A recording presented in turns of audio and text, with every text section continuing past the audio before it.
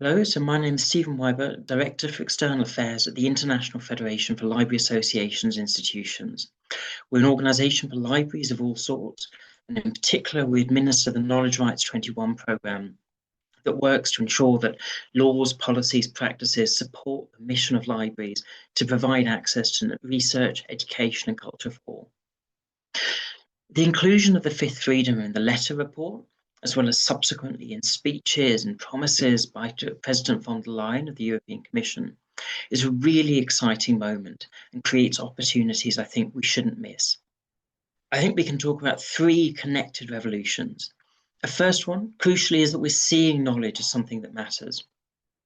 It's been far too often for people in the political space simply to see information, knowledge as something that's there, something that isn't a challenge, something that doesn't necessarily need to be encouraged, need to be promoted.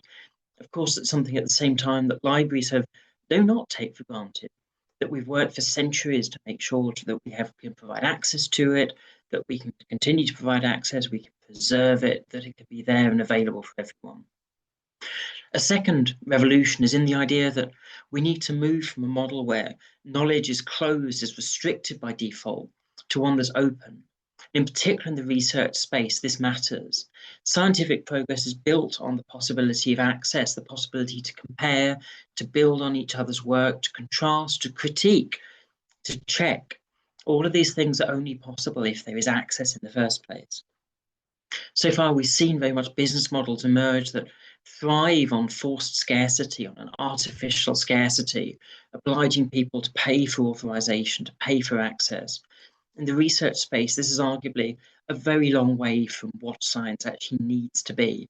And so moving to this model of free movement, like with people, like with capital, like with services, like with goods, is a key step and is long overdue in our opinion.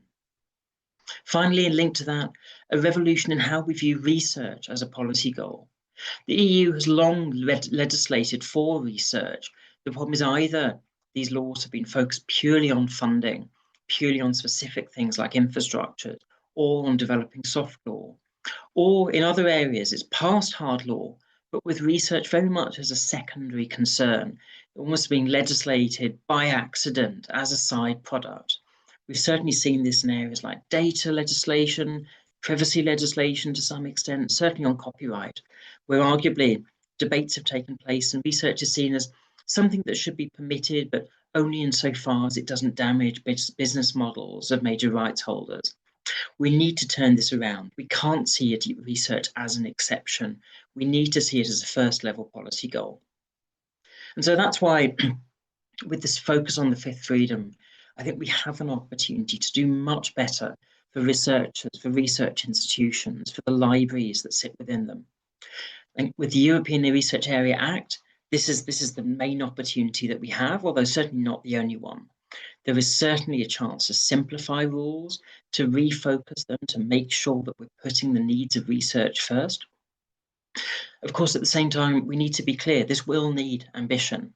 It will require a coordination across different areas of legislation, a readiness to reopen bits of law elsewhere, but in a positive way, a way that much better takes account of the needs of the research sector. It will require coordination within the Commission. It will require the overcoming of opposition from outside, from actors, from sectors that are very happy with status quo, who feel that it definitely works for them. We need to be ready to challenge that because we hear so clearly from librarians and researchers that the models we have now for circulating knowledge, for sharing knowledge, create unnecessary restrictions, twist, distort research agendas, have this chilling effect, and they're not financially sustainable either. Therefore, I hope that the ambition of the letter report, the ambition of President von der Leyen's speeches is taken forward, becomes reality. We have an opportunity with this focus on the fifth freedom to do something new, to do something better for Europe's researchers. Thank you.